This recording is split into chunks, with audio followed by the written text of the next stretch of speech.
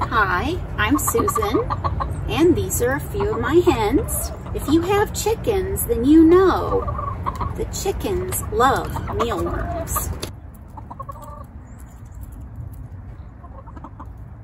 But you also probably know that mealworms are kind of expensive, especially lately. I bought this bag of dried mealworms. There's about 2 pounds here from my local farm co-op for about 25 bucks, which is kind of a lot.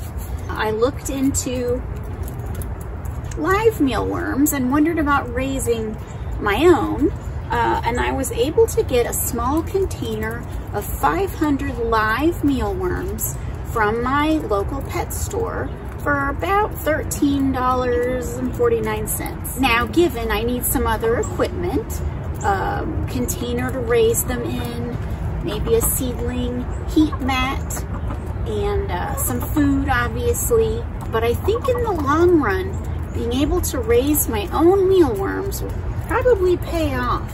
If you want to give it a try too, here's how to get started. First, you'll need an aquarium or a large plastic container with a screened lid. Wash this with warm, soapy water, then rinse it well, dry thoroughly. Because oats and other food sources can contain grain mites, heat treat it at 130 degrees Fahrenheit for 30 minutes before you give it to your mealworms. When it was time to transfer my mealworms, first I added the end of a cardboard box to act as a riser. I topped this with a plain sheet of paper. Then I dumped a few spoonfuls of mealworms onto the paper at a time. They made their way to the oats. That left their old food source and any dead mealworms behind. This is my final setup. I have my mealworms installed in their aquarium.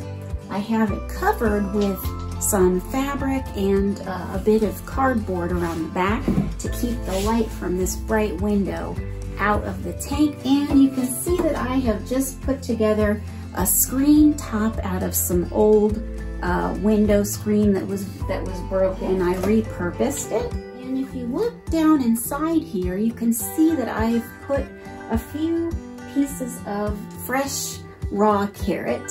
That is just a little extra food for them, but also it provides some moisture and a little help with humidity in their cage as well. Now, underneath this aquarium is a seedling heat mat, but it works perfectly well for this purpose too. Now, the temperature and humidity of the environment that your mealworms are growing in will sort of determine how quickly they go through their stages of life. Now, I've read that adult beetles sometimes will eat young mealworms and even predate other beetles' eggs, which kind of defeats the whole purpose.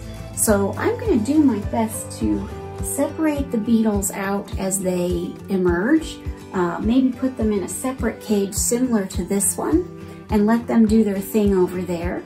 Then once most of these guys become beetles and have gotten moved over, I can feed some remaining stragglers to my hens, clean this all up, and start the process over again. If you try this, good luck, and to the chickens I say bon appetit.